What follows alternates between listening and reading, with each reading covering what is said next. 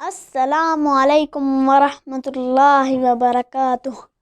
آج کی حدیث حضرت ابو ذر رضی اللہ تعالیٰ عنہ سے روایت ہے کہ رسول کریم صلی اللہ علیہ وآلہ وسلم سے عرض کیا گیا کہ ایک شخص اچھے کام کرتا ہے اور لوگ اس کی تعریف کرتے ہیں۔